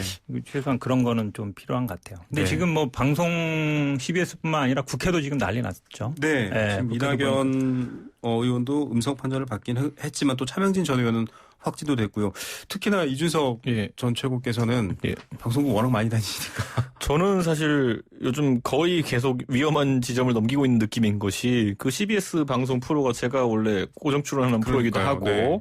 두 번째로는 여기 이낙연 그 의원도 그 검사를 받았는데 네. 거기서 사실 제가 이 방송 끝나고 원래 이낙연 의원과 같은 곳에서 토크 콘서트를 하게 돼 있습니다. 그래서 지금 이 격리되셔야 되기 때문에 이낙연 의원이 어떻게 될지 모르겠지만은 네. 음성이 나왔지만 또 예, 그렇죠. 그러니까 저는 뭐 사실 그만큼 코로나가 우리 가까이에 침투해 있다라는 네. 것을 느끼게 해주는 것이고 각별히 뭐 꼭 방송하는 사람뿐만 아니라 우리 뭐 국민들께서도 이 방역에 대해 가지고는 과도하다 싶을 정도로서 나쁠 거 없습니다. 네. 그렇기 때문에 지금 뭐 퇴근하시는 길에 있는 분들이라 하더라도 꼭 마스크 착용 주변을 위해서 꼭 하시고 그리고 네. 최대한 뭐 말이나 이런 건 자제하는 전화 통화하는 것만으로도 요즘 주변에서 쳐다봐요. 그렇죠. 대중교통 안에서 다 그 배려를 하는 것이 좋지 않을까 싶습니다. 네, 원래 면역의 개념이 내가 안 걸린다가 아니고요. 내가 속해 있는 지역 사회가 안 걸린다가 면역의 개념이거든요. 두 분 말씀처럼 좀 조심하고 저희도 이 고농도 소독제가 별도로 있습니다. 네네. 일반에서는 구하지 않은 건데 자주 네. 뿌리고 있습니다. 걱정하시는 청취자분들에 말씀드렸고요. 자, 코로나 확산 지금 앞서 이재갑 한림대 교수도 얘기하셨고 사실 많은 분들이 뭐 지금 책임 따질 때냐 해법 가자라고 하고 있는데 저희가 일부에서 이제 이원우 의원도 인터뷰를 했습니다만 책임 공방이 거셉니다. 사실 이거 좀 따가운 국민들의 눈총을 받을 수도 있는데 정광훈 목사는 미래통합당과 뗄래야 뗄 수 없지 않느냐 이런 얘기가 있고요. 그래서 통합당이 사실은 입장을 표명하고 뭐 심지어는 참석한 사람 명단을 내라 이러고 있는 상황이고 지금 미래통합당이나 야권에서는 무슨 소리냐 정부가 느슨하게 방역 풀어서 이런 상황이 온 거 아니냐라고 하고 있거든요. 이 공방에 대해서 어떻게 보는지 이번엔 이준석 최고부터. 사실 제가 보수 진영에 있는 사람으로 봤을 때 뭐 정의당이나 민주당이나 노동당이나 뭐 진보당이나 저희가 보기엔 비슷비슷해요. 근데 그들 사이엔 사실 수많은 이견이 존재하고 사실 다른 생각을 가진 사람들이거든요. 네. 그런 것처럼 아마 뭐 중도 성향의 국민들이나 아니면은 진보 진영에 계신 분들이 보기에는 정광훈 목사가 하는 얘기나 니네가 하는 얘기나 이렇게 비슷하다 보실 수 있겠지만은 이번에 어쨌든 확진되신 분들 중에 하나인 이제 차명진 의원 같은 경우에만 해도 네. 이번 집회 하시면서 비판하신 인물이 4명이거든요. 네. 거기에 보면은 김종인, 이준석, 박형준, 김무성 뭐 이런 사람들에게 강한 메시지를 이제 내셨는데 그러니까 저희는 봤을 때 아니에요. 저희랑 같은 팀이 아니에요. 지금 상황에서는. 근데 네. 뭐 대중 다수가 보기에는 과거의 황교안 대표 시절에 어쨌든 뜻을 같이 했던 것처럼 보이는 이력이 있기 때문에 그렇게 엮을 수 있겠으나 민주당은 그래도 정치하는 사람들이 모이는 집단이기 때문에 이런 사정을 잘 알 겁니다. 그런데 이 상황에서 그런 의혹을 증폭시킨다든지 아니면 엮으려고 하는 것은 굉장히 안 좋은 모양새고 제가 봤을 때는 뭐 그런 정쟁을 할 시간이 있으면은 차라리 이제 코로나가 이번 2차 이제 확산으로 인해 가지고 굉장히 장기화될 개연성이 생겼어요. 그렇다면은 뭐 대통령께서도 제안하시고 김종인 위원장도 제한적으로 찬성하는 여야 영수회담이라든지 이런 것들에 대해 가지고 좀 더 아젠다를 좁혀가지고 속도를 내는 게 어떤가 이런 생각합니다. 근데 저는 좀 따져볼 필요가 있는 것 같아요. 처음에 어쨌든 서울시에서는 금지 명령을 내렸고 물론 이제 아마 이제 법원에서 이거를 승인 뭐 일부 판사가 승인해 준 거죠. 변제한 데도 있지만 저는 뭐 판사의 판단도 잘못됐다고 봅니다만 근데 이게 막 논란이 됐을 때 지도부에서 분명한 메시지를 냈어야 돼요. 근데 김종인 비대위원장이 때 뭐라 그러냐면 뭐 스스로 참가할 수 있는 거 아니냐 이런 얘기를 했었고 주호영 원내대표도 이렇게 뭐 이런 위험 무릅쓰고 참가하는 사람들 얘기를 들어봐야 된다 이랬거든요. 오히려 이때 어떻게 메시지를 냈어야 되냐면 지금 어쨌든 굉장히 위기 상황이니까 가능하면 참가하지 말아달라 이렇게 얘기를 했었는 게 맞는 거거든요. 결과적으로 물론 결과적으로지만 그때 수없이 경고를 했단 말이죠. 여당에서 경고했고 서울시에서 경고를 했고 근데 실제로 또 뭐 현역이나 전현직 의원들 중에 참가한 분들이 있고 물론 뭐 그냥 누굴 보러 갔다 그러겠지만 발언을 한 사람도 있어요.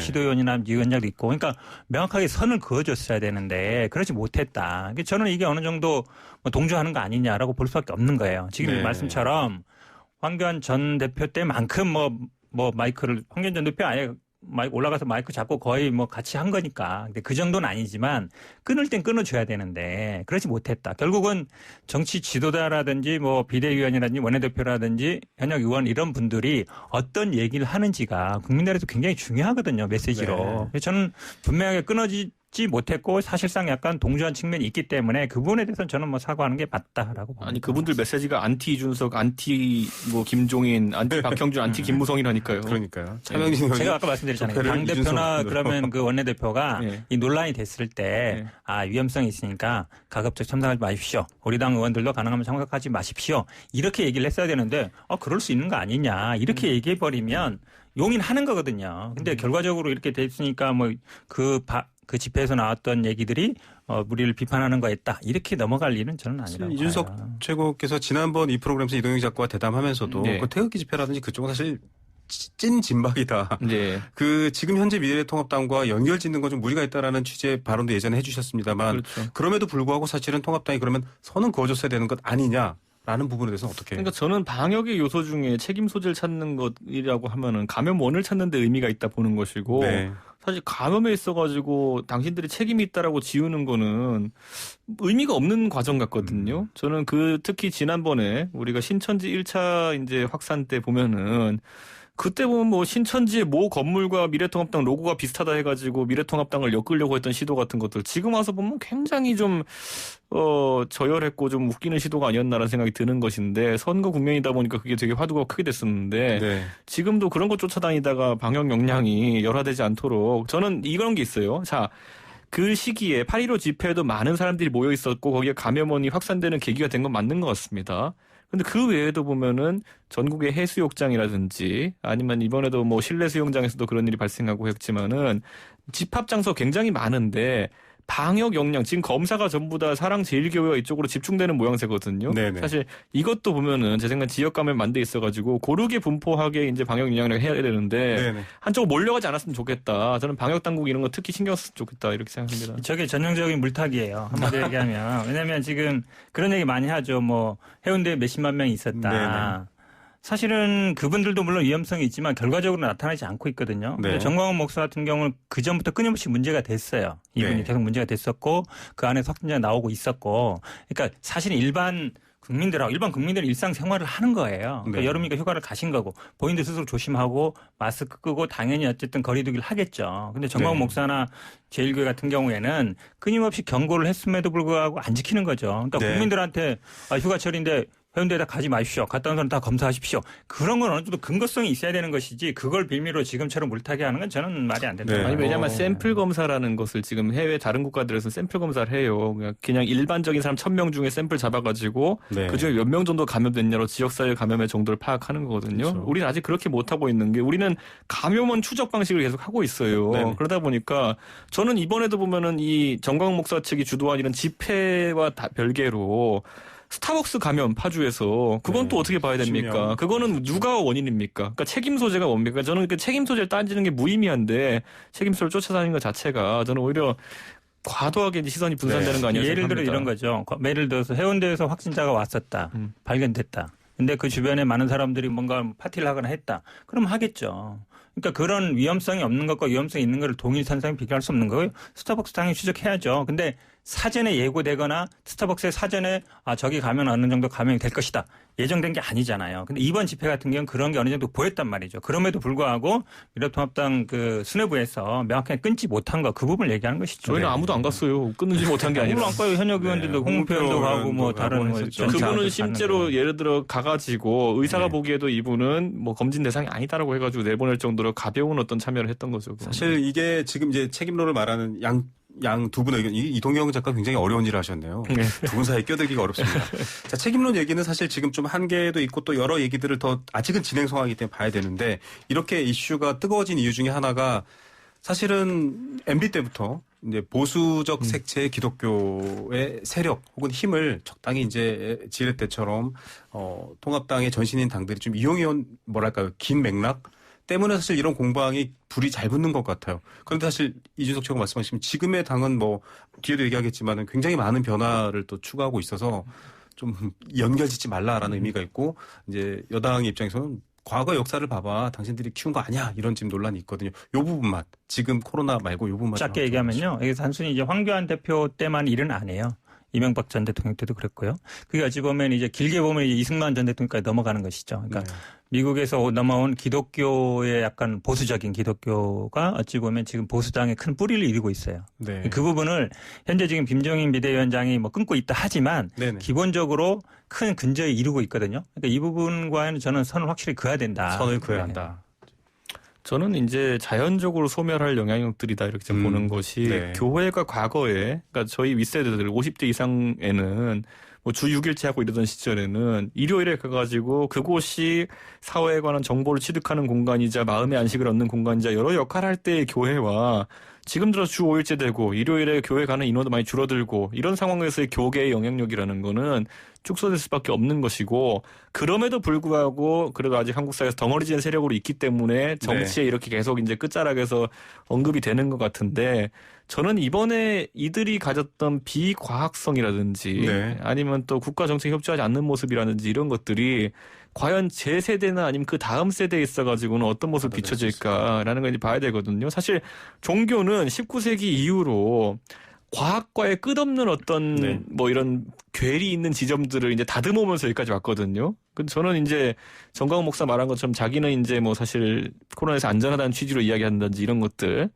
이게 제 생각에 젊은 세대한테 앞으로 공감을 얻기 어려울 것 같습니다. 네, 뭐 성령이 불로 났겠다 이런 말이죠. 자, 끊어질 것이다. 그리고 명확히 이제 선을 그어서 나눠야 한다. 정리하겠고요. 김종인 위원장이 광주 5.18 묘지를 찾아서 무릎 꿇고 사과를 했습니다. 국보의 참여에 대한 얘기도 언급하면서 사죄도 했습니다. 어떻게 봐야 될까요? 저는 뭐 5.18 사과는 어느 정도 예정된 거였어요. 예정된 거였는데 본인이 예전에 국보의 시절에 활동했다.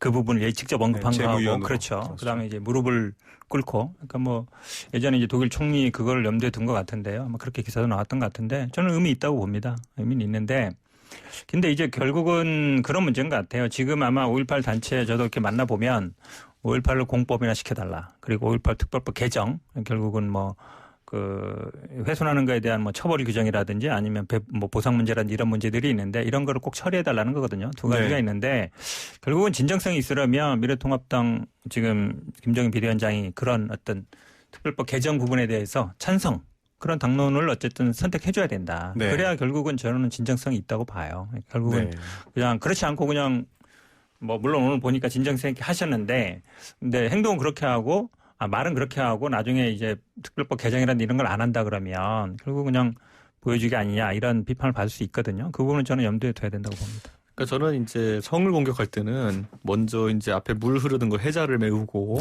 그다음에 뭐 벽 좀 부시고 그다음에 이제 사다리 타고 이런 게 있잖아요. 보면은 저는 그런데 지금까지 5.18 문제에 대한 입장 정리라는 것은 뭐 많은 지도자들이 보수정당에서 시도했었어요. 근데 그때마다 아까 말했던 강경보수층의 어떤 반발이라는 것이 존재하기 때문에 저는 김종인 비대위원장 입장에서는 지금 본인은 예전에 박근혜 비대위원장 또는 박근혜 대통령 같은 권위가 존재하는 상태는 아니었어요. 근데 최근에 다소간의 성공이나 최근에 지지율 상승 등을 인해 가지고 권위가 생기는 과정이거든요. 저는 지지율 추세라는 것이 탄력이 붙고 그리고 김종인 비대위원장에 대한 기대감이 보수층에 높아지고 그래서 저 사람이 하는 건 어쨌든 마음에 안 들어도 지켜보자. 라는 여론이 형성될 때쯤이면은 지금보다 꼭 이 5.18 문제뿐만 아니라 좀 더 전격적인 행보들을 할 수 있을 것이다. 지금은 뭐 물론 아까 말했던 것처럼 아까 뭐 정광훈 목사 집회에 대해서 강한 메시지 표시하지 못하고 이런 것들이 사실은 지금은 해자를 메운 과정 중에 있다 정도 해석하시면 될 것이고요. 저는 민주당이 보채는 이유는 알겠습니다. 이 해자를 메우기 전에 빨리 사다리 깔아라 이런 거거든요. 보면은. 근데 그래가지고는 절대 선 공격 못합니다. 그렇기 때문에 보수정당 입장에서는 김종인 비대위원장은 명확해요. 지금. 길게는 대선 그리고 가깝게는 서울시장, 부산시장 보궐선거 정도의 시간을 맞추고 그때까지 공성을 위해서 필요한 단계들을 하나씩 밟아가는 과정이다. 이렇게 보시면 될 거고요. 그렇기 때문에 저는 첫 번째 중간고사격인 아까 말했던 보궐시장 선거, 시장 보궐선거쯤에는 아까 말했던 부분들이 다 해소가 되지 않을까 생각합니다. 굉장히 이제 중요한 부분이죠. 처음에 이제 김종인 비대위원장이 났을 때 호남, 수도권, 청년 세 부분을 딱 얘기했거든요. 수해 때도 먼저 내려갔습니다. 그렇죠. 호남 먼저 내려갔죠. 민주당보다. 그렇기 때문에 사실 우리 당내에도 아차 싶은 얘기가 많았었는데 지금 어쨌든 호남에 공을 들이는 게 단순히 이제 호남 인구는 전 인구의 한 10% 정도밖에 안 됩니다. 500만 정도밖에 안 되는데 계속 말씀하시죠. 수도권 인구의 30%다. 결국은 서울시장 선거 염두에 두면 호남을 공략해야 된다는 얘기예요. 한마디로 얘기하면. 그러니까 굉장히 저희 당 입장에서는 긴장 안 할 수 없죠. 지금 호남에도 지지율도 많이 오르고 있고. 사실 지난 5월부터 통합당 청년들이 5.18 묘역을 방문했습니다. 그리고 과거에는 보면 임을 위한 행진곡 부를 때마다 아주 상반되는 풍경이었어요. 가만히 계시는 분들과 열심히 부르는 분. 근데 이번에는 또 다 같이 부르고 굉장히 사실은 어떻게 보면 여당과 야당 사이에 어떤 접점이 생기는 부분이다라고도 봐도 될까요? 이 5.18이라는 상징성을 이용하는 부분. 저는 예를 들어 김종인 비대위원장이 지금 5.18과 예를 들어 호남에 대한 서진 정책 여러 가지 펼친다고 했을 때 이게 과거에 민주당이 했던 동진 정책에 이제 비견되는 것인데 저는 노무현 대통령께서 이제 90년대 후반부터 하셨던 그 시도가 사실 대통령 노무현 당신께서 이제 대통령 되면서 중간 성과를 내고 그 다음에 지난 20대 총선에서 민주당 후보들이 부산 지역에서 많이 당선되면서 이제 결실을 맺었다 이렇게 보는 거거든요. 그 말은 한 15년 걸린다는 얘기입니다. 그렇기 때문에 저는 이제 김종인 비대위원장이 지금 투자를 시작하는 것이 늦지는 않았을까 이렇게 우려하는 분도 있겠지만은 향후 15년, 20년을 봤을 때는 굉장히 중요한 투자고 아마 제가 계속 계승한다면 성과를 볼 수 있지 아마 지금 시점에 너무 성급한 성과를 우리 통합당이 아까 당면한 선거들에서 보기는 어려울 것이다. 그렇기 때문에 제가 보기에는 더 진정성 있게 추진해야죠. 왜냐하면 당장에 내년 서울시장을 보더라도 사실은 서울 인구 중에 한 30% 정도 돼요. 호남인들이. 그리고 이분 할아버지 가인 김병로 선생이죠. 우리 어쨌든 법조계에서는 뭐 되게 존경하는 분이시는데 그렇죠. 이분도 전북 출신이고 그러시니까 호소력이 있죠. 제가 보기엔 단순히 뭐 대권뿐만 아니라 내년 보궐선거에도 굉장히 중요한 의미가 있고요. 이게 뭐 총선에서 사실은 지역구의 의석은 소선거구이기 때문에 굉장히 다수당이 돼야 되지만 지금 예를 들어 서울시장 선거라든지 아니면 대선이라든지 이런 거는 1, 2% 차이가 중요해요. 거기 소선거구제 당선되는 것보다. 제가 보기에는 당장의 내후년 선거들도 굉장히 중요한 의미가 있다고 봅니다. 그런데 이제 지금 여러 가지 분석들 해주셨지만 김종인 위원장이 대권 행보를 한다. 사실 이거는 어떤 당을 끌고 있는 분들의 행보 때마다 사실 매번 붙던 말이었어요. 김무성 전 대표 때도 붙었던 말이고. 대권 행보로 볼 수 있는 건가요? 어떻습니까? 제가 김종인 비대위원장이 72일 때 같이 이제 비대위원으로 있었는데 그때와 지금의 정치에 대한 관점 많이 다르신 것 같습니다. 그러니까 그때 이후로 2명의 대통령을 만들어 봤거든요. 박근혜 그다음에 문재인이 2분의 대통령을 만드는 과정에 참여했었는데 그 이후로 이제 정치에 있어가지고 다른 사람을 돕는 것에 대해 굉장히 조심스러워진 건 사실입니다. 그렇기 때문에 오히려 대선에서 누굴 밀고 이런 것이란 대선의 역할하는 것보다는 정치 세력의 재편이라는 거 아니면 개혁이라는 것에 좀 더 관심을 두고 있는 것이 아닌가 이런 생각을 합니다. 대권 주자로서의 의미보다는 그러니까 킹메이커의 역할이라기보다는 네. 아니면 또 킹이 되든지 이런 역할보다는 경세가로서의 역할에 대해서 좀 더 관심을 갖는 것이 아닌가. 최근 행보를 보면은 왜냐면 아까 말했던 것처럼 지금 김종인 위원장 당신께서 투자하시는 많은 것들이 네. 본인의 세대에서 또는 몇 년 사이에 결과가 나오기 어려운 시들을 뿌리고 있는 지점이 있습니다. 보면은 오히려 단기 전에 성과를 내기 위해 가지고는 하면 안 되는 행보들도 하고 있는 것도 보이거든요. 네. 그렇기 때문에 저는 시각이 훨씬 더 길어졌다. 그런 네. 측면에서 아예 체질 개선을 좀 염두에 두고 있는 게 아닌가 싶고 본인의 정치적 행보는 뭐 잘하니까 대선 얘기가 나오는 거겠지만은 욕심을 네. 두고 있는 것 같지는 않다 이렇게 봅니다. 네. 제가 봐도 좀 그런 것 같아요. 네. 대권보다는 경세가다 이런 얘기를 하시고 같은 의견 얘기해 주셨습니다. 그리고 지금 말씀하신 부분 중에 하나가 이제 대통령과 김종인 위원장의 단독 회담 얘기가 나왔습니다. 기사가 많이 나오고요. 과거까지 회고돼서 녹음기 얘기까지 나오고 있는 상황인데 어떻게 보십니까?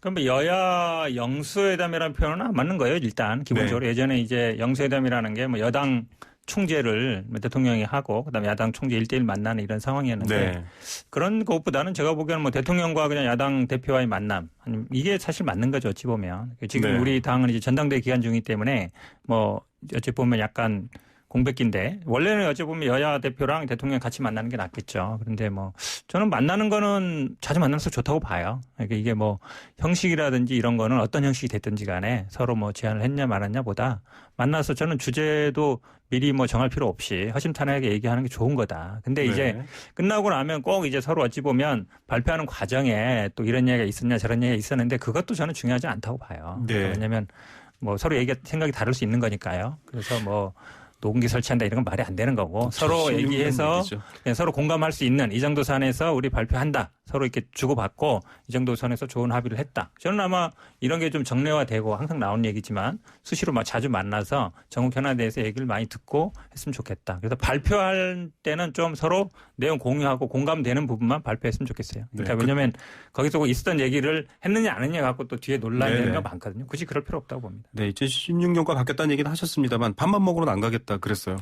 그리고 지금 초기에 형식을 갖고 약간 이제 긴장 관계가 있는 것은 형식이 중요합니다. 나름. 왜냐하면은 아까 영수회담이라는 표현 자체는 좀 걷어낸다 하더라도 단독으로 만났을 때 좀 더 허심탄회한 대화를 할 수 있는 건 맞고 가장 최근에 있었던 대통령과 당대표들 간의 만남에서 황교안 대표가 갔을 때 좀 우스꽝스러운 모양이 연출되었던 것이 그 회담 다음에 기사 제목이 뭐였냐면은 문재인 대통령이 싸우는 황교안 대표와 손학규 대표를 말렸다. 뭐 이렇게 기사가 제목이 나왔어요. 그러니까 무슨 내용보다는 그러니까 그 국면 자체가 왜 나왔냐면은 갔더니만은 황교안 대표는 제1야당 대표로서 이제 대통령과 전국 현안을 논의하고 싶었는데 몇 번 얘기하다 갑자기 옆에 손학규 대표가 이제 내가 정치 선배로서 인생 선배로서 조언하겠는데 이러면서 이제 다툼이 났던 거거든요. 그러다 보니까 내용이 뭐가인지 기억이 안 나요, 지금 사람들이 거기서. 그러니까 저는 그런 상황을 좀 김종인 비대위원장 경계하고 있는 것이 아니냐.